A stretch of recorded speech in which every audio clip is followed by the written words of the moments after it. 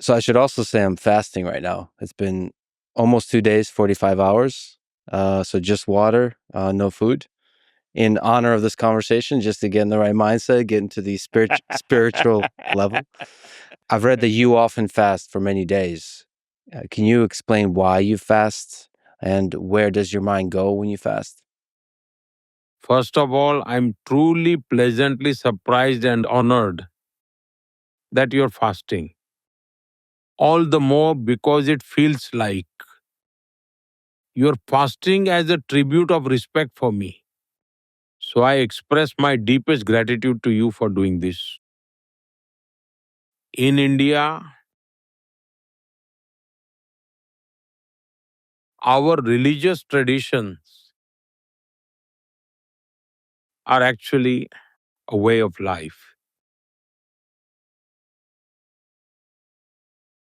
Our Supreme Court once gave a brilliant interpretation of Hinduism. They have stated that Hinduism is not about rituals or methods of worship, but rather it's a way of living, a philosophy that guides life itself. And in our scriptures, there is deep discussion on elevating the body, mind, intellect, soul, and humanity. They outline various paths, traditions, and systems to achieve this.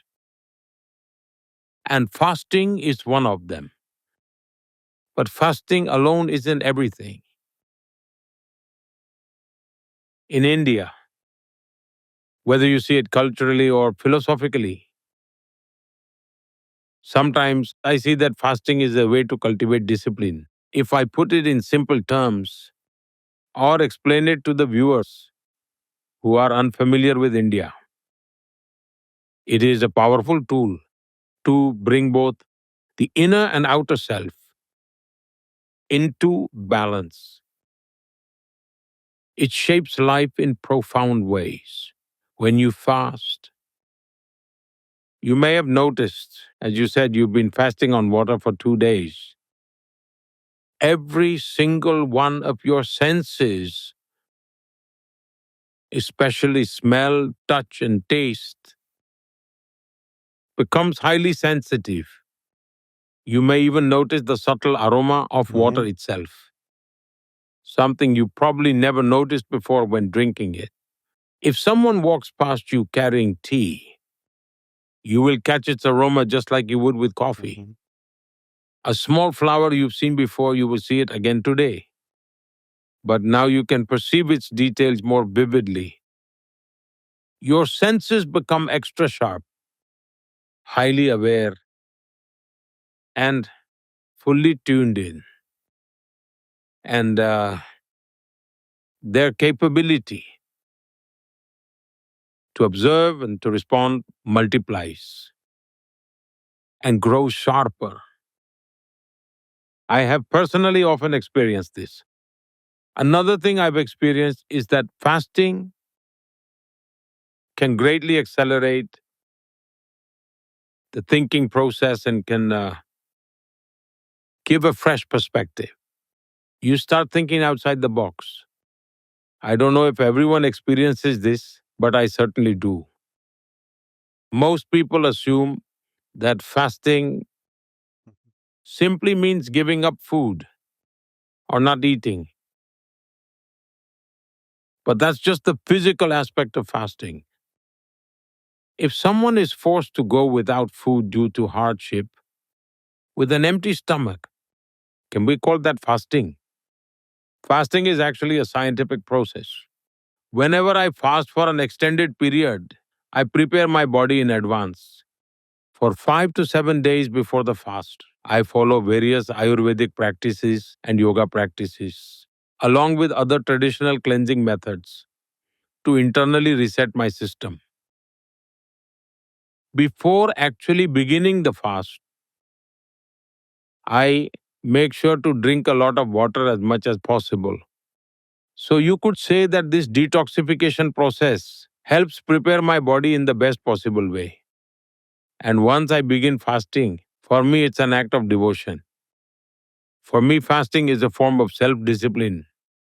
For me personally,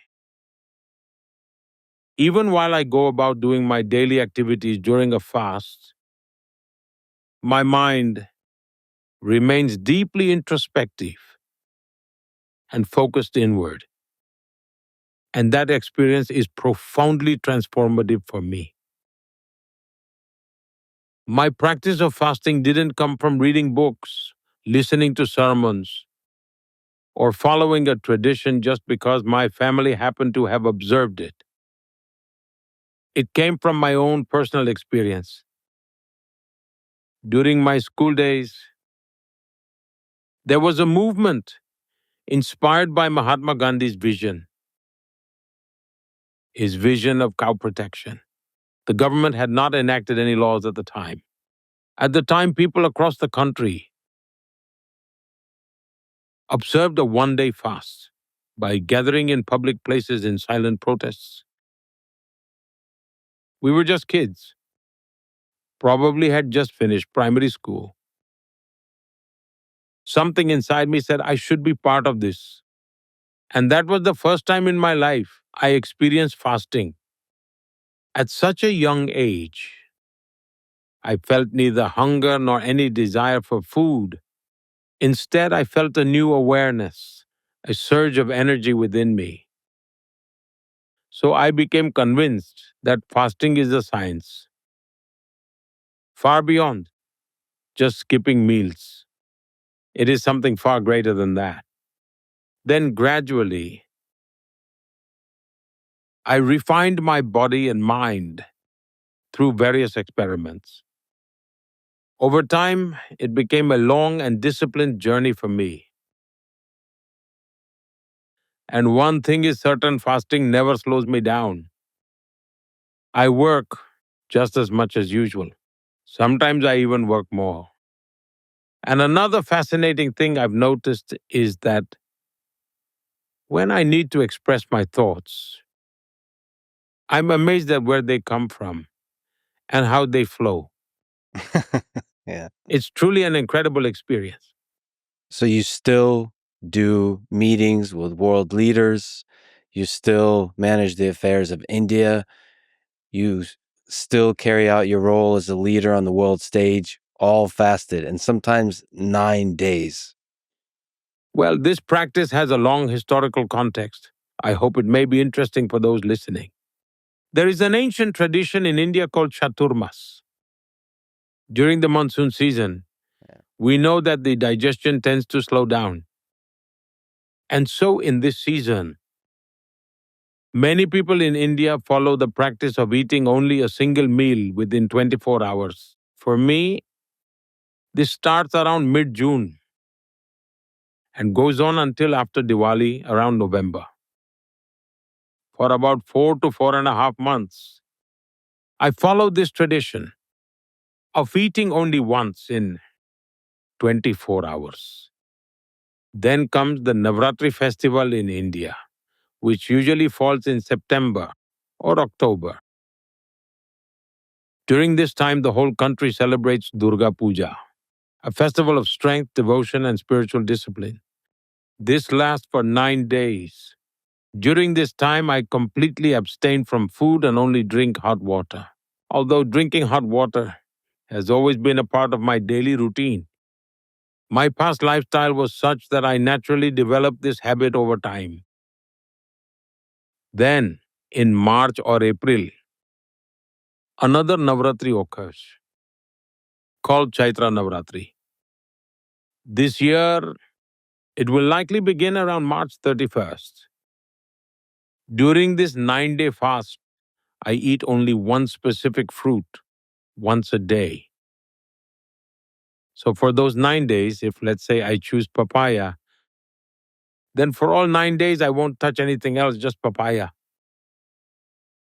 That too, I eat only once a day. That's how I follow my 9 day fasting routine. So there are numerous fasts I keep throughout the year. And this has become a deeply ingrained tradition in my life. Perhaps I can say that I've been following these practices for 50 to 55 years. Has there been times when you met with a world leader and completely fasted? And maybe what do they think about that? What do they think about your ability to do that kind of thing? And you're right. I should mention that from even my 2 days, my ability to be present, my ability to sense everything, sharply focus on this experience is elevated. But yes, is there stories with a world leader that maybe jump to mind when you were fasted? Well, most of the time, I don't even let people know about it. It's my personal matter. So I never publicized it. But people gradually started finding out. It became known only after I became chief minister and prime minister. Otherwise, it was purely personal. But now that it's out in the open, I don't mind sharing. If someone asks, I tell them so it might be useful to them because it's not my personal property. It's my experience. And if that can help someone, why not share it? After all, my life has always been devoted to the well being of others. For example, after I became prime minister, I had a bilateral meeting at the White House with President Obama. And he had also arranged a formal dinner. Then, as discussions between the two governments progressed, someone said, "Please join us for dinner." To which another replied, "But the Prime Minister doesn't eat." This left them a bit concerned. How do you host the leader of such a major nation at the White House without serving food? When we sat down, they brought me a glass of hot water. I turned to President Obama and jokingly said, "Look, my dinner has arrived," as I placed the glass in front of me. Later, when I visited again, he still remembered. He smiled and said, "Last time you were fasting. This time we're having lunch. Since you're not fasting, you'll have to eat twice as much."